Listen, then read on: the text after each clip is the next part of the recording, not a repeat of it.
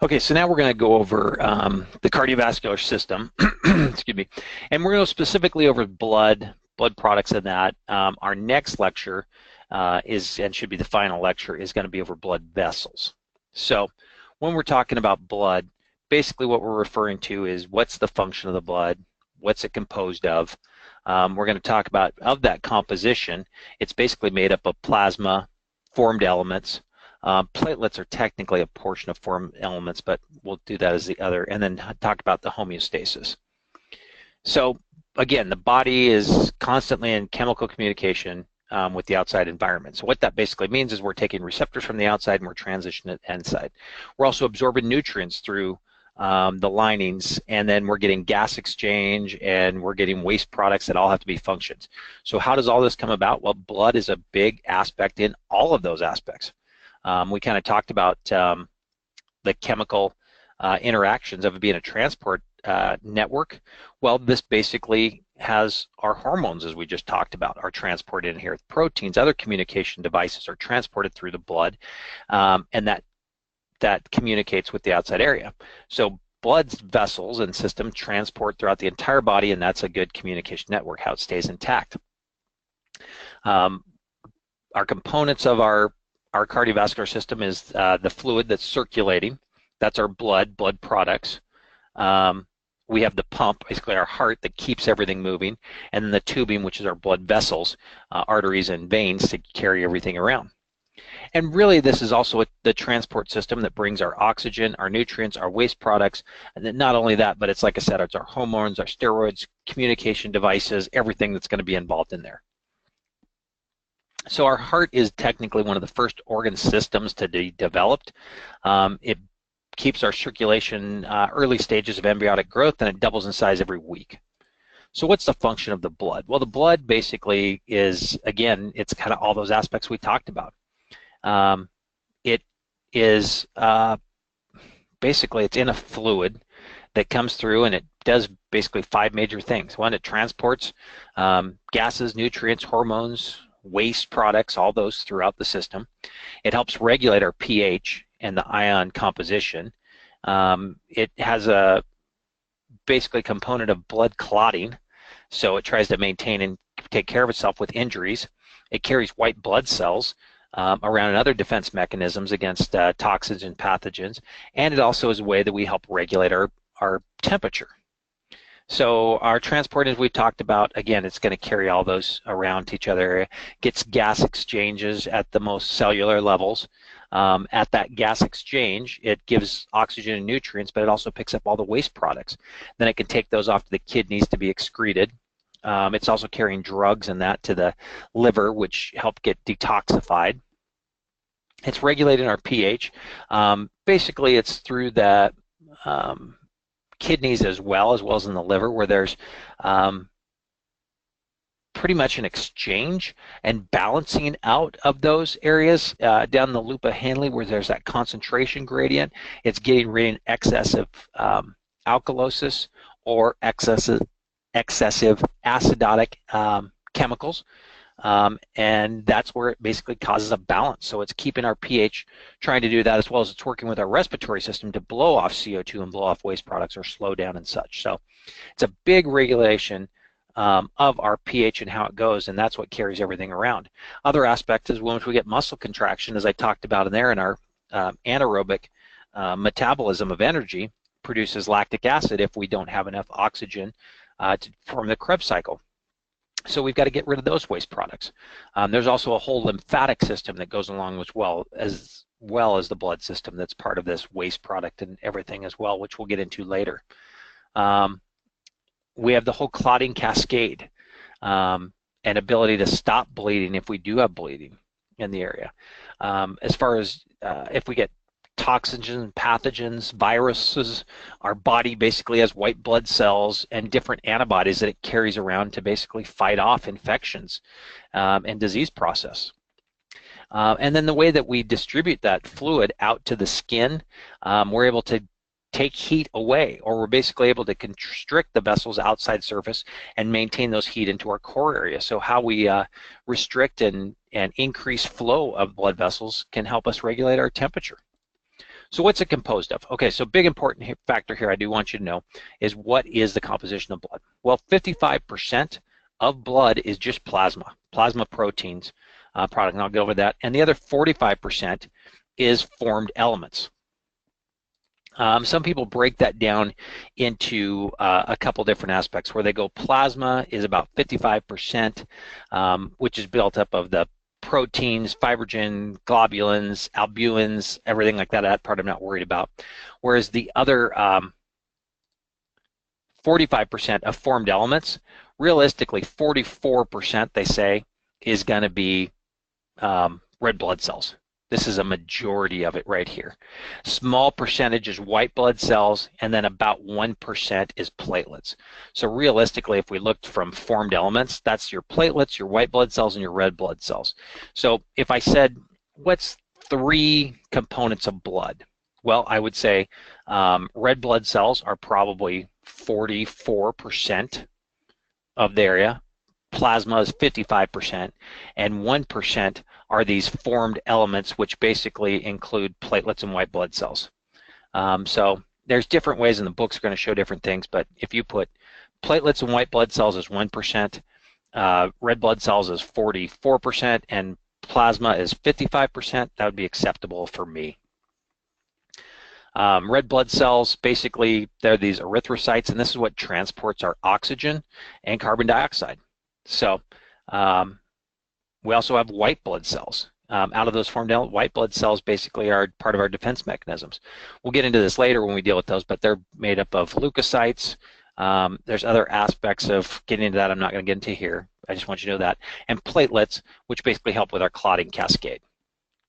As far as our whole blood, basically we carry between 5 to 6 liters in adult males, 4 to 5 liters in adult females. Now again, this is all up to change. Small men can carry 4 liters, large women can carry 6 liters. So it's an area, but I'd kind of go with the average of 5 to 6 for adults as far as a range of how many liters we carry. So one of the procedures that we're going to know is blood draws. We need to get venous blood draw so that we can see exactly what's going on. We can tell different things in there, different injury sites. I'm in the middle of recording. What do you need?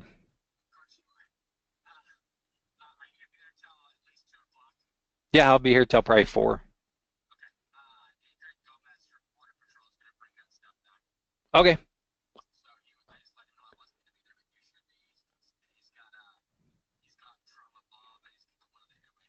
Okay, I will be here. All right. Thanks. Bye. So definitely something you want to know. We've got to be able to tell off different chemicals, what's going on in strokes, what's been going on in cardiac events for sure. So real easy way to get access to the blood. We can also tell it for like getting blood glucose measurements. Anywhere we can pop a small area and get some blood supply, important to know. If we need to get arterial gases, we need to go specifically in arterial. Our stuff we're going to be doing for EMS is going to be venous, works out just fine. As far as our plasma, again, it's made up of plasma proteins. It's made up of other solutes, and then the rest of it is basically water. That's, again, we're going to go over these in high detail later on, so I'm not going to go into the big composition of these right now. That'll be further once we're into class as far as going over these. So I'm just kind of skipping through here. You can kind of review that, but that's not going to be a huge aspect of the areas. The part of the clotting cascade, again, the liver is where we get most of our plasma synthesized, where that kind of comes in and does a lot of our filtering in those. Part of our formed elements, again, we talked about formed elements, and red blood cells are really about 99%. So you could even call red blood cells and formed elements as the white blood cells and the platelets too. Don't want to be too confusing on you, but that's kind of where they look at. So there's got to get the process of making blood. And this starts out early on as far as the development of building up these blood, and there's stem cells that do this, and we call pluripotent stem cells. I'm not going to go too much in this, but basically they'll divide to basically build all these areas, from red blood cells to white blood cells to platelets, and each cells are going to be designed to develop into each. Where we get the hemopoiesis, or basically the development of blood, is the liver and the spleen. Liver basically is the creation of plasma. Red bone marrow is the production of red blood cells and white blood cells. And then the spleen is usually actually what collects and phagocytizes all the bad blood cells, and it helps break down the older blood cells as new blood cells build in. So spleen is more in the filtering side as opposed to the creation of side. So you get this hemocytoblastis that basically can develop into each of these areas as how it's reacted on, and whether it's going to become a red blood cell, whether it's going to become a platelet, whether it's going to become a white blood cell.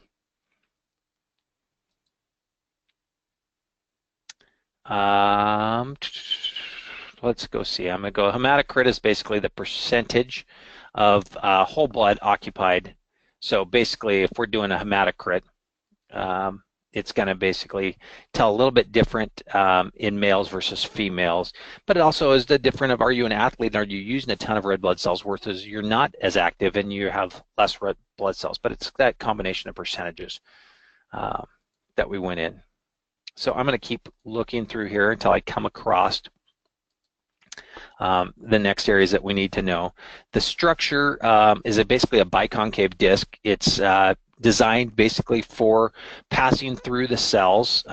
They will be able to change their shape and slide in and out through small vessels, and they have a high affinity for carrying oxygen and then also CO2 and getting that exchange. They can slip in really easy out of areas. The other thing aspirin does is it helps make them a little bit slipperier and works on the format of the hemoglobin so that they can slide into smaller spaces and squish and squeeze and slide past. It also makes the platelets slipperier too, because it works on those. So it isn't a blood thinner, but it also decreases the ability to clot. So that's how aspirin works on there. I'm gonna keep skipping through this because for this being a quick review, I'm not needing to go over a lot of these stuff. Anemia, good thing to know, is basically when we have a low hematocrit, and we can get reduced levels of iron in that, and we have an ability to make red blood cells, and that's when we become anemic. It can happen for a variety of different ways that can bring it about, and that's about all I'm going to get to in this point. But when we get into the class more, we're going to go over a lot more detail of these. And again, our bodies are always exchanging and always rebuilding. It's always replacing itself as quickly as possible. So red blood cells, if they get damaged, if they get misshapen, those are taken up by the spleen. But also as blood cells get older, it gets taken up by the spleen and replaced by new blood cells. So it's a constant rebuilding of itself.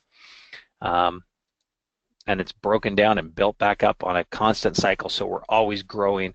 We're always replacing everything from there. The jaundice and bilirubin, basically talking about aspect of, when we're getting blood and we're coming areas, problems with the liver and problem with other formats I'm not going to get into at this point in time. Here's basically kind of a cycle of the blood and where it's coming through and the exchange through. You do not need to know any of this stuff for right now. This stuff will be important later on, but again, this lecture is about 218 slides. And I just want to go over the basic information right now.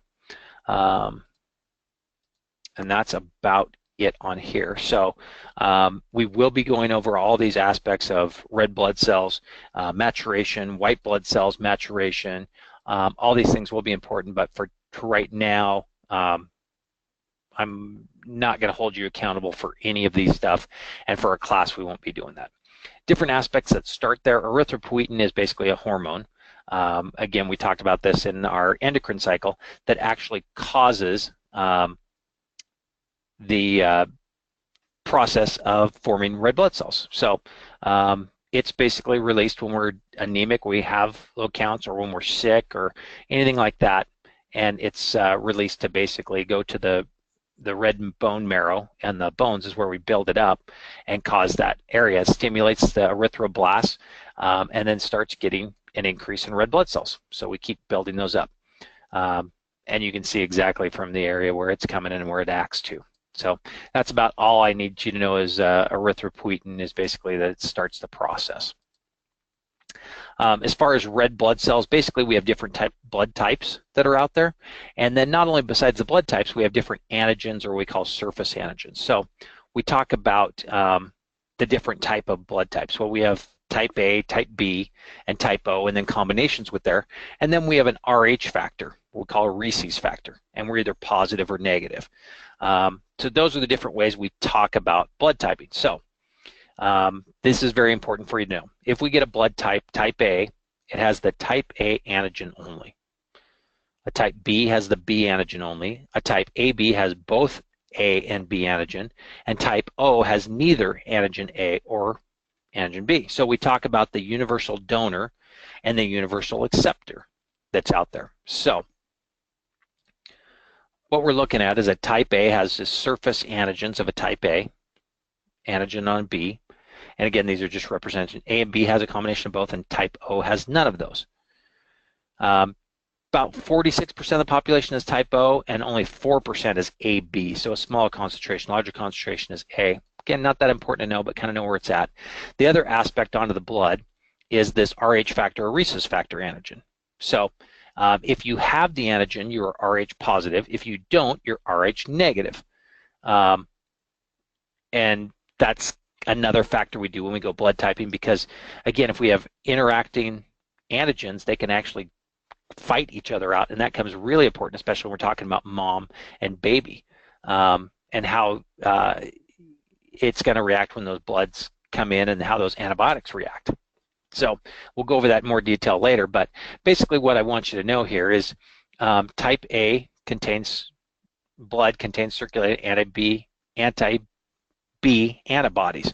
So if there's any type B surface antigens, it will actually attack those. Same as type B blood contains anti-A antibodies. So you can't give type A a type B blood, and you can't give type B a type A blood, because they will interact and they will fight each other off, and it doesn't work. So type AB blood lacks both A and anti-B opposites. So a type AB is actually the universal acceptor. It can accept type A, it can accept type B, and it can accept type O. Where type O contains both anti-A and anti-B antibodies on it. So it is a universal donor. And how we have to type and cross-match determines on what blood they can get. So if you're type O, you're going to be one of the biggest people that are going to be asking for to donate blood. Because if you get these antibodies that basically attack each other and coagulate, it's kind of a bad thing, bad process. We're not getting the normal flow. So you won't want these clumping together and hemolyzing and creating fragments in other areas and blocking things and plugging and basically causing clots everywhere. So that's why you have to make sure that you are typing, cross-matching, and getting everything set. Someone with a RH negative, they don't contain an anti-RH. So the example here kind of talked about in normal pregnancy, where you have an RH negative mother carries an RH positive fetus. You can actually get that exposure of mom's blood and baby's blood coming back can cause clotting factors and binding together. So you have to be really careful with those, and those are emergency type situations. White blood cells, again, all I really want you to know from there is that they're basically defense mechanisms, and they try and go out and after infections, they remove toxics, they waste damaged tissues. They're also part of the healing process. Anytime a tissue is damaged and there's bleeding and there's clotting, white blood cells come back in to repair that. That's about the most. We're going to get into all the specific types of white blood cells, and we're going to get into other aspects, but for now, that's the biggest thing I want you to know. They are made up of neutrophils, eosinophils, monocytes, phagocytes, different other components in there, but I don't need you to know except for anything that right now is that they are basically our defense mechanism for fighting infections. And I'm going to be skipping through this for right now because, again, we have a ton of lectures to still get through. but all different aspects from here, and I'm not going to hold you for this testing period. Again, it'll be something we'll talk about later when we get into the paramedic class in detail. This is just a overview. There are different type of cancers that can come out, especially dealing with the blood. And anytime we're getting cancers in the blood, we call them basically leukemias, usually referring to the lymphocytes in that.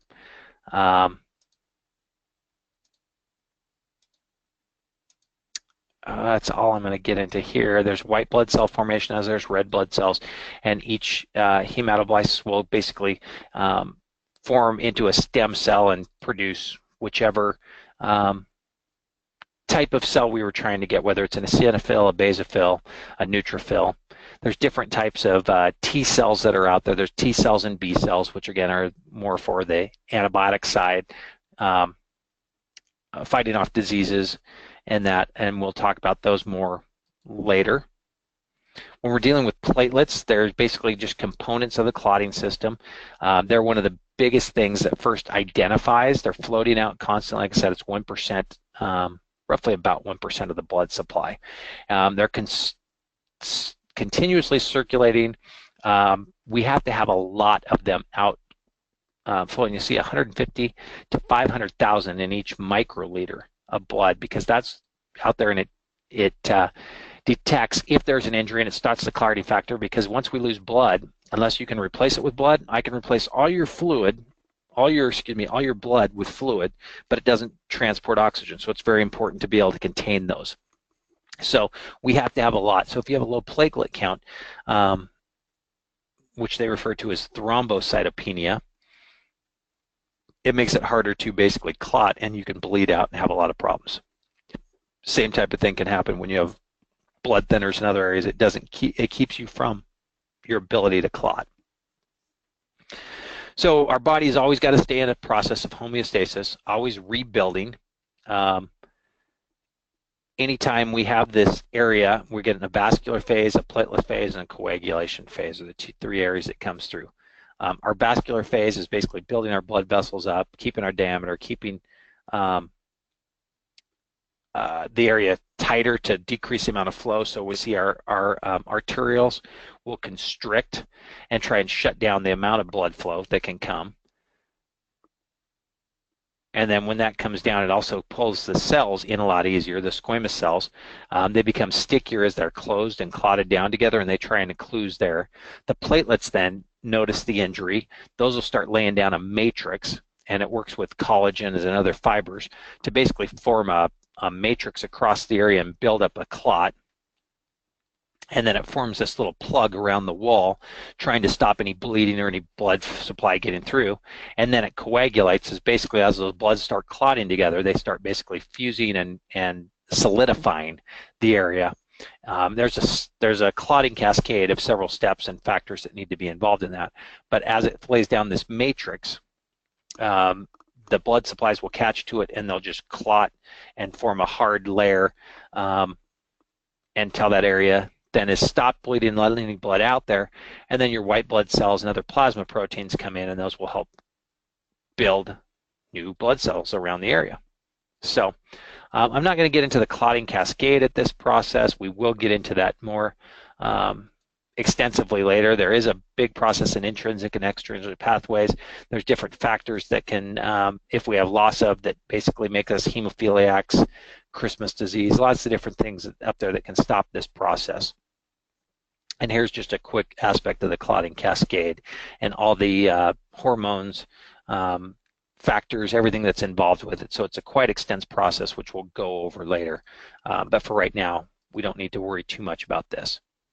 And then once the clot's done, the body basically breaks that clot back down and wants to break it up as quickly as possible into small pieces so those clots don't go into small arteries, arterioles, venules, and block off area and block off flow. So we have to be very careful about that. Anytime we do have injuries and those clots break free, it just makes us more susceptible for other type of injuries.